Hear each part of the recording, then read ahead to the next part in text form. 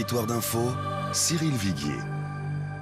Bonjour à tous et bienvenue dans Territoire d'Info, une émission de Public Sénat, de Sud Radio et de TV5 Monde avec les temps forts des interviews politiques de la semaine. Une semaine, vous vous en doutez, qui aura été marquée par l'attentat terroriste épouvantable qui a été perpétré à Nice le soir du 14 juillet. Nous y reviendrons en fin d'édition. Lundi, après l'Euro, la ville de Paris et l'Élysée visent les JO de 2024, un objectif soutenu par Nathalie Kosciusko-Morizet, la candidate à la primaire de la droite et du centre, qui rappelle qu'Anne Hidalgo, la maire de Paris, n'était pas pour. Moi, j'espère vraiment que la France va gagner les JO. Je l'espère depuis le début. Ce n'est pas forcément le cas de tous les responsables politiques qui, pour certains, ont fait des allers-retours sur ce sujet. Vous pensez à qui ? Anne Hidalgo, justement, dont vous nous disiez que François Hollande et Anne Hidalgo sont à fond sur les JO. C'est une bonne nouvelle. Au début, vous savez, il y avait les communistes et nous. C'était assez curieux. Il y avait les communistes et nous qui étions pour les JO. Et la maire de Paris et les centristes étaient pour l'exposition universelle. Je vous dis ça parce que ça a bien changé. Mais justement, ça a aucun intérêt, c'est du passé. Si ce n'est que ça retrouve une certaine actualité, parce que sur l'expo universelle, ça a changé. Et ça, je pense que c'est un petit problème dans la durée pour pouvoir bénéficier de l'engagement de tous les acteurs. Vous pensez que François Hollande peut capitaliser quand même sur le beau parcours des Bleus, malgré la défaite en finale? Est-ce qu'il peut y avoir un impact politique et lequel? Vous voulez vraiment que je vous dise? Hier soir, je n'ai croisé que des gens. Et j'en ai croisé beaucoup parce que, comme vous le disiez, j'étais au stade. Il y avait beaucoup de monde, on parlait. Je n'ai croisé que des gens qui, pour se consoler, me disaient « Enfin, il y a une seule bonne nouvelle, c'est que François Hollande va pas pouvoir dire que c'est grâce à lui. » Donc, je ne suis pas sûre qu'il soit parti pour capitaliser sur quoi que ce soit. Dans un sens ou l'autre, je crois que les Français veulent plus de François Hollande et ça n'a aucun rapport avec le foot. Mais c'est vrai ça aurait fait du bien d'avoir une victoire. Parenthèse enchantée. Ça aurait fait du bien d'avoir une victoire parce que ça fait quelque chose pour le moral. Il y a quand même... Bon, mais de toute façon, la situation de France est malheureusement indépendante de notre parcours en matière de foot. On a battu l'Allemagne sur le terrain, mais on ne bat pas l'Allemagne tous les jours en matière économique. On a une équipe qui est allée en finale, mais on est loin d'être en finale de tous les enjeux qui sont importants pour la France et pour les Français. Chômage, la finance, voilà. Le 14 juillet approche. Qu'est-ce que vous attendez de la prise de parole du président de la République? J'attends rien, quoi, si vous voulez. C'est bon. Ça fait, mais ça fait 4 ans qu'on essaie en bonne foi de répondre à cette question en disant on n'attend pas forcément grand-chose, mais quand même on voudrait que sur tel sujet y répondre. Ça va, là on est à moins d'un an de l'élection présidentielle, on est à les deux catastrophes en catastrophe. Les derniers événements, les derniers rebondissements sur la loi travail ont été pires que tout. Franchement, j'attends rien. Vous êtes candidate à la primaire de la droite et du centre. Ce soir, vous êtes à Montpellier. Alors, vous cherchez les parrainages, les signatures tous azimuts. C'est compliqué pour vous? Vous allez prendre des vacances cet été? Vous allez faire la tournée des plages? Je vais plutôt faire la tournée. Moi, je mets toute mon énergie dans cette campagne. D'abord parce que par tempérament, je mets toute mon énergie dans ce que je fais. Et ensuite parce que je pense que c'est un moment important. Je disais tout à l'heure, on sort quand même d'un quinquennat abominable. Vous en êtes tous sur les signatures elles-mêmes? On a envie de rebondir. Et je veux, dans cette campagne, porter un certain nombre d'idées, de projets. Et pour ça, oui, il faut un certain nombre de signatures pour qualifier la candidature. J'en suis à un peu plus de la moitié du chemin. Ça avance bien. J'ai une petite inquiétude. Vous êtes sûr d'avoir les parrainages des parlementaires? Je suis pas en retard sur les parlementaires par rapport aux autres. Les parlementaires, le problème, c'est plutôt les pressions qui sont exercées sur eux. C'est-à-dire qu'il y a des pressions qui sont exercées par Donc pour vous, c'est difficile parce qu'il y a des pressions? Donc bien sûr, il y a des pressions. Il y a beaucoup de parlementaires qui hésitent en fait aujourd'hui à afficher un soutien. Et d'ailleurs, moi, j'ai un certain nombre de parlementaires qui m'ont donné leur parrainage en m'autorisant à le déposer. Donc je les ai déposés auprès de la haute autorité en me disant on préfère combien vous en que avez ce soit déposé, su le plus tard possible. C'est une question de pression sur les parlementaires. Après, par exemple, sur les adhérents, c'est pas ça le sujet. Le sujet, c'est de réussir à les toucher. Réussir à les toucher alors qu'un certain nombre de candidats ont manifestement le fichier des adhérents et peuvent leur mailer, ce qui n'est pas le cas de tout le monde, réussir à les toucher alors qu'ils ne sont pas informés qu'ils peuvent parrainer. Quelque part, on a l'impression que on veut vous empêcher d'être candidat, Je vous donne juste des exemples très concrets. Ils n'ont pas reçu de bulletin de parrainage. C'est-à-dire qu'on a aujourd'hui des adhérents, les Républicains, qui sont appelés à parrainer les candidats à la primaire, qui pour la plupart d'entre eux n'en sont pas informés. On le sait parce qu'on leur fait du phoning. On les appelle pour leur dire, est-ce que, pour ceux dont on a les numéros, et on voit bien qu'ils ne sont pas informés. C'est valable pour Hervé Mariton, c'est valable pour Bruno Le Maire, ce que vous dites, c'est valable pour tous les candidats à la candidature. Sauf qu'il y a des candidats qui ont eu plus accès aux fichiers qu'à d'autres. Donc quelque part, on a envie de vous bloquer, si je comprends bien ce que vous dites. Qui a eu droit plus aux fichiers que d'autres, par exemple? Vous avez aujourd'hui des adhérents qui ont été adhérents depuis seulement 3 semaines et qui reçoivent des mails les invitant à parrainer Nicolas Sarkozy, qui n'est pas encore candidat. Voilà.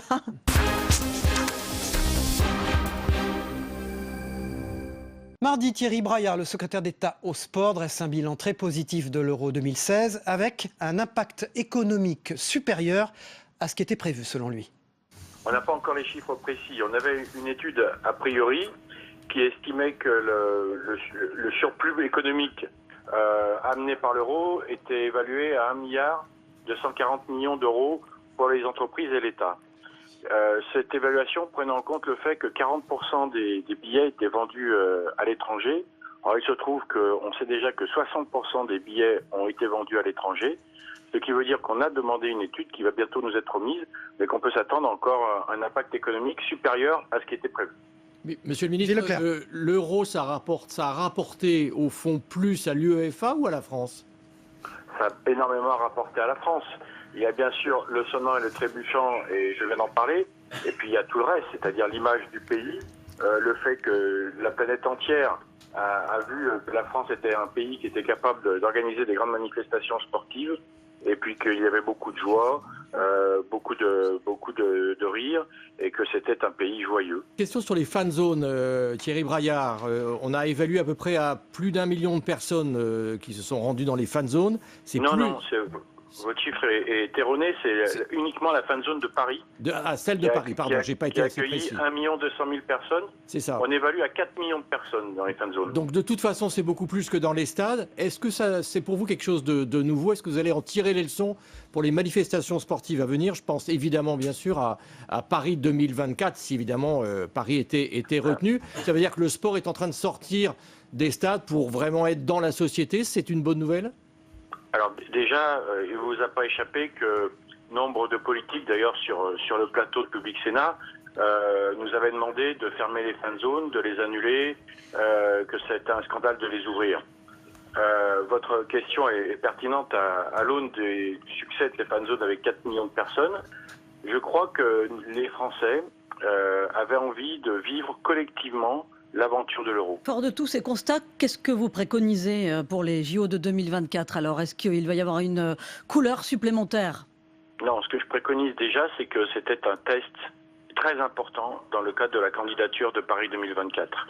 Je crois que quand je dis que le monde entier regardait comment l'euro allait être organisé, je crois que c'était important par rapport à la candidature. Qu'est-ce qu'il en ressort? Il en ressort que l'UEFA, par la voix de son secrétaire général, par la voix de son président intérim, ont fait savoir qu'ils étaient extrêmement satisfaits des conditions d'organisation de cet euro.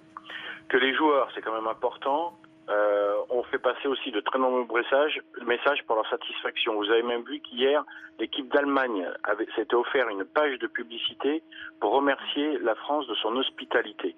Donc tous ces messages positifs, le fait que l'euro soit un succès, le fait que la France ait montré sa capacité à organiser un tel événement est un plus dans le cadre de leur candidature de Paris 2024, c'est incontestable. Si on vous comprend bien, vous estimez que Paris a marqué un point face à Los Angeles pour 2024? En tout cas, Paris n'a pas perdu de points, au contraire. Alors, il y en a un qui est en marche, qui est en progression. Vous venez de parler de progression. C'est Emmanuel Macron qui est ce soir à la Mutualité. Thierry Braillard, il va s'exprimer, lui, 2 jours avant le président de la République, François Hollande, qui s'exprime traditionnellement le 14 juillet. Est-ce qu'il joue collectif?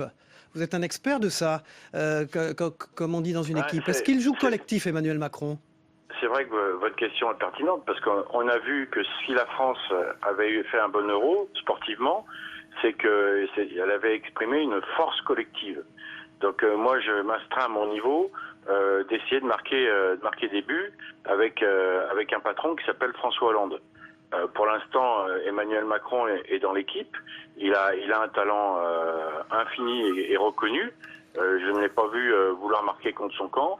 Je pense pas que ce soir, à la mutualité, ça sera son objectif. Maintenant, on verra ce qui se dit et on analysera ça demain.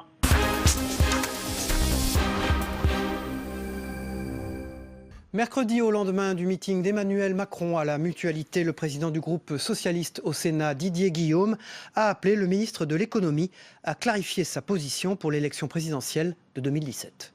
Emmanuel Macron, on le sait, transgresse, veut aller de l'autre côté, parfois de la rive.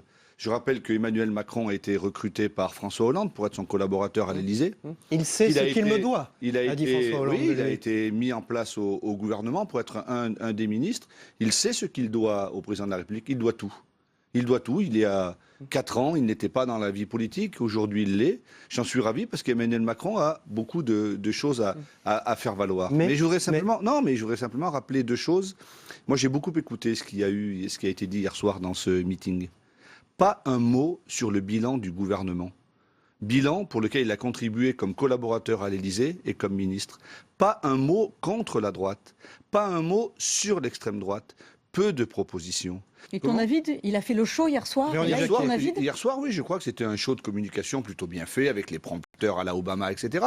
Mais il faut mettre du fond dans la vie politique. Parce qu'il y a eu beaucoup de comètes qui sont passées, et puis certaines se sont éteintes. Et il faut qu'Emmanuel, comme tous les ministres, défendre la politique du gouvernement. Sans cela, si on ne défend pas la politique du gouvernement et si on va dans une aventure personnelle, là, il y a un problème. Quand il dit, par exemple, un pays usé par les promesses non tenues, pour vous, est-ce qu'il vise en particulier François Hollande et d'autres? Est-ce que ces propos vous choquent? Oui, ça me choque parce que ce pays n'est pas usé par les promesses non tenues.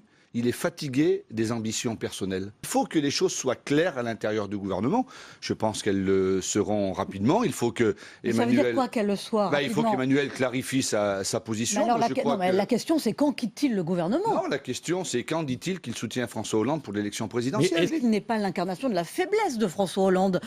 Faiblesse à incarner une dynamique, faiblesse à incarner des idées nouvelles, faiblesse à justement vanter un bilan.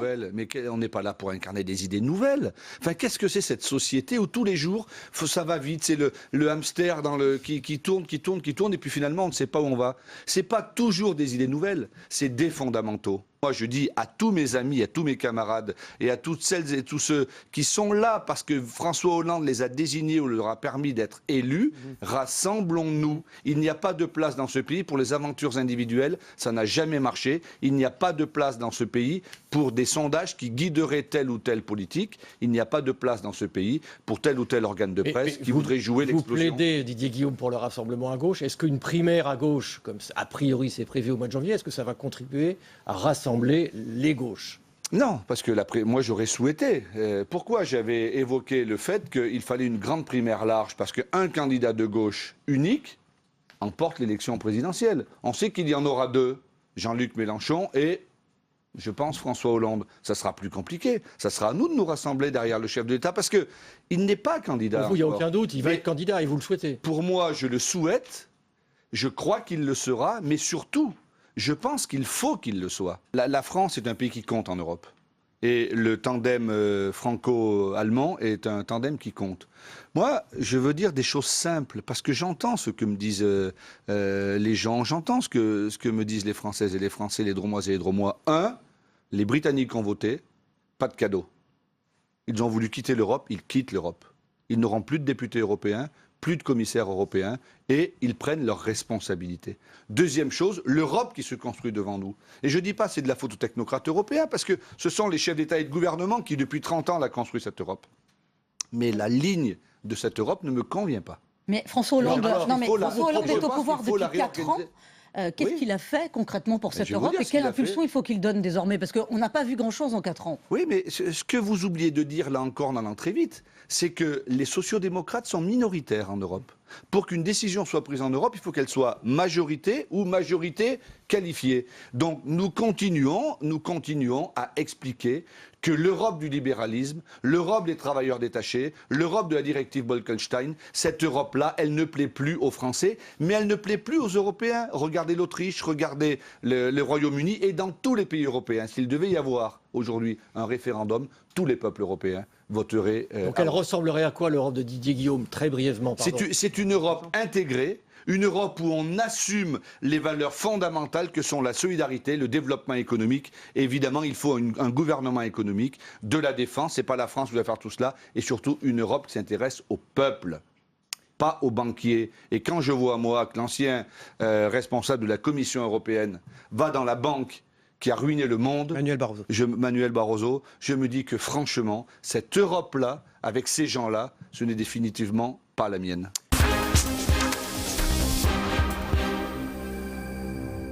Jeudi 14 juillet, l'ancien secrétaire d'État à la Défense, Jean-Marie Bockel, auteur d'un rapport sénatorial sur la garde nationale, a salué le travail du ministre de la Défense, Jean-Yves Le Drian, tout en critiquant un budget des armées qui n'est pas à la hauteur.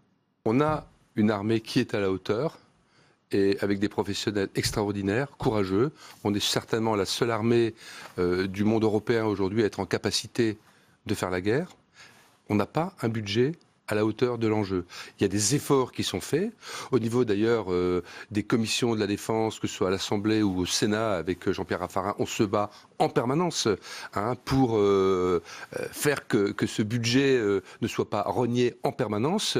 Mais là, on est à un moment, avec la montée des menaces, où cette question d'un pas supplémentaire est posée. Et naturellement, la problématique de la réserve, dont on va parler, de son utilité, de son rôle, de ces soldats citoyens qui ne demandent qu'à s'engager, eh bien évidemment, pourra également trouver sa place dans cette mise à niveau. Jean-Yves Le Drian fait un travail remarquable et a permis ce début de mise à niveau de nos armées par rapport aux menaces extérieures et aujourd'hui également à la menace intérieure. Et il a commencé à rattraper un retard que la droite et la gauche ont laissé au fil des années, notamment après la chute du mur, se creuser. La garde nationale, dans un monde idéal, pour vous, elle ressemblerait à quoi? Elle servirait à quoi? La garde nationale à la française, ça ne doit pas être comme en Russie une armée bis, ça ne doit pas être les 480 000 hommes de la garde nationale américaine, c'est autre chose. Eh bien pour nous, la garde nationale, ça doit être dans le cadre de la montée en puissance de la réserve militaire, et ça c'est notre ligne directrice, une territorialisation de la réserve. En fait, l'idée c'est que nous sommes devant des dangers graves. Il y a le terrorisme, il y a le risque de troubles graves. Régulièrement, il y a des articles, des déclarations de la direction du renseignement intérieur qui nous disent que d'ailleurs le but de nos ennemis, c'est cela. Il se trouve que l'armée d'active et de réserve, c'est la France telle qu'elle est, dans sa diversité, avec ses valeurs. C'est l'outil de cohésion le plus fort de notre pays. Et cette armée-là, à travers la réserve, car la réserve, c'est des militaires de la réserve, pourrait combler les déserts militaires que nous avons eus de plus en plus, évidemment, en France. Une question à propos de l'Europe. On a encore tous en tête, évidemment, le Brexit, et on revient un petit peu au sujet précédent quand on pense à la défense, notamment à la coopération militaire entre les Français et les Britanniques. Est-ce que ça, c'est quelque chose qu'il faut absolument consolider, ou est-ce que vous avez des inquiétudes sur ce sujet? Nous avons passé avec notre président de commission, Jean-Pierre Raffarin, l'après-midi avec nos collègues britanniques. On le fait chaque année avec les Allemands et avec les Britanniques. On a sur les questions de défense une relation particulière avec l'autre pays, grand pays européen engagé, et pas seulement budgétairement, en capacité de mener le combat s'il le faut. Donc ça, c'est un partenariat extrêmement précieux, qu'il faut absolument conserver, parce que Brexit ou pas Brexit, les menaces sont là. Et je pense d'ailleurs, moi qui suis partisan des accords de Lancaster, d'une défense européenne renforcée, qu'aujourd'hui nos amis allemands n'ont pas encore franchi les étapes, notamment en doctrine d'emploi, en capacité de s'engager, qui permettent d'avoir là-dessus un vrai tandem. Aujourd'hui, on l'a avec les Britanniques. Il faut précieusement préserver cet atout et cette coopération. Est-ce qu'il y a une amicale des anciens secrétaires d'État et ministres de la Défense? Est-ce que vous rejoignez de manière non partisane régulièrement sur des sujets? Est-ce que vous êtes consulté par Jean-Yves Le Drian aujourd'hui? Non, ce n'est pas le cas. Si amicale il y a, c'est peut-être une amicale non pas des anciens ministres ou secrétaires d'État, c'est amicale des députés et des sénateurs, autour de Raffarin et de Patricia Adam, droite, gauche confondus, qui sont engagés sur ces questions. Et quand on est engagé sur ces questions qui malheureusement intéressaient jusqu'à présent trop peu le monde politique, on a plus de convergence que de divergence. Et bien sûr, souvent, nous sommes, et moi comme membre de l'opposition très clairement, notamment dans des votes, en soutien de Jean-Yves Le Drian, parfois même dans des moments où au sein de sa majorité, sur ces questions de défense qui ne sont pas toujours très bien portées dans une certaine gauche, ça grinçait un peu. On a, dans ce monde dangereux dans lequel nous vivons, quelques valeurs en partage, que nous sommes un grand pays qui aujourd'hui est engagé, malgré la crise économique et sociale qui nous concerne et qui nous menace, on est engagé sur ces questions de défense et de sécurité. Et là-dessus, on doit être vraiment, et je le dis le 14 juillet, vraiment très, très, très soudés, très unis, et autour des valeurs que nous avons à défendre pour nos enfants.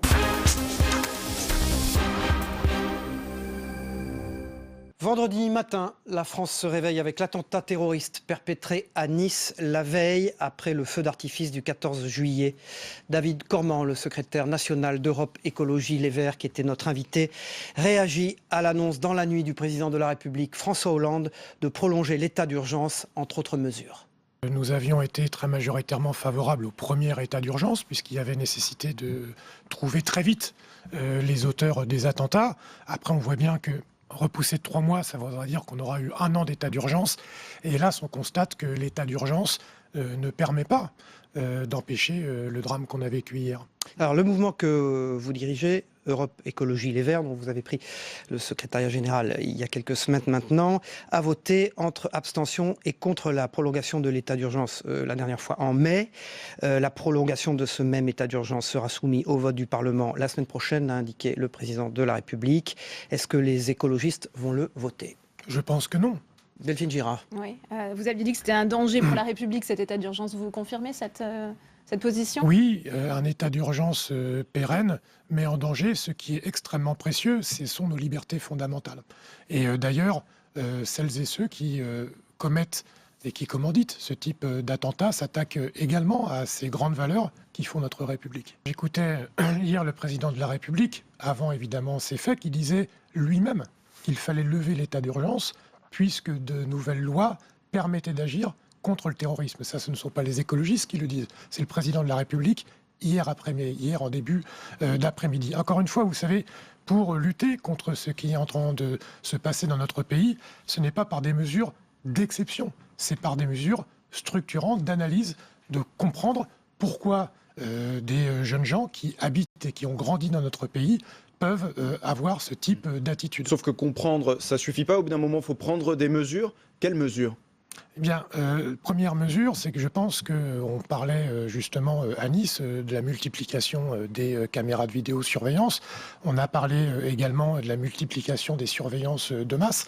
Moi, ma conviction, c'est qu'on a besoin de davantage de moyens humain d'infiltration pour essayer d'avoir connaissance de ces actes, d'avoir une meilleure infiltration dans les milieux où il peut y avoir ce type de radicalisation. Mais sinon, j'ai l'impression que le but du jeu, c'est de trouver une aiguille, et c'est pas en augmentant la meule de foin, si j'ose dire, qu'on trouve plus facilement l'aiguille.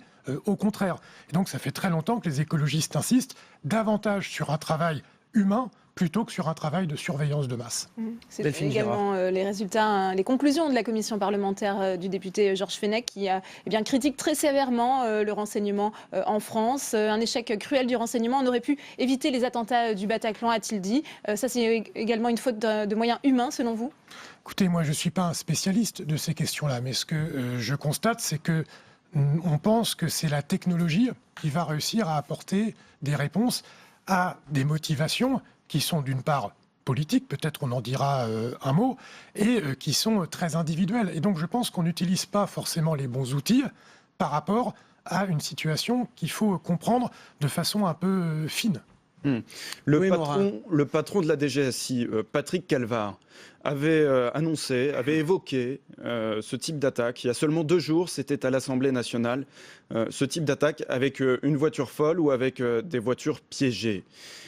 Aujourd'hui, est-ce que vous craignez que ça puisse se reproduire ?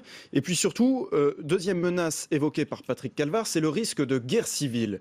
De guerre civile qui aurait lieu avec des militants d'extrême droite qui, du coup, en répercussion, s'en prendraient au monde musulman. Il faut comprendre que c'est la stratégie qui est mise en œuvre. C'est ce que je disais en disant que derrière cela, il y a une stratégie politique. Abou Moussab al-Souri, c'est un des théoriciens de ce que nous sommes en train de vivre, qui était au proche de Ben Laden, avait très bien théorisé ça en disant il faut lancer des attentats, notamment en Europe, qui est considéré comme le ventre mou de l'Occident, et notamment en France avec un objectif très clair, c'est que nos pays surréagissent, notamment contre la communauté musulmane, et que cela crée une tension. En fait, les militants d'extrême droite ou les militants de Daesh ont le même imaginaire de société, c'est-à-dire que la société cosmopolite ne peut pas exister, et qu'il faut couper les choses. C'est d'ailleurs la théorie de la guerre de civilisation qu'avait développée M. Bush. Et nous, la meilleure réaction qu'il faut avoir par rapport à ce que nous venons de vivre hier soir, c'est de résister à cette tentation de la société irréconciliable. Face à cette stratégie de la haine, il faut répondre par plus d'amour, plus d'empathie et plus de dialogue. C'était Territoire d'Info, une émission de Public Sénat, de Sud Radio et de TV5 Monde. Nous vous souhaitons un bel été tout de même et on se retrouve à la rentrée de septembre.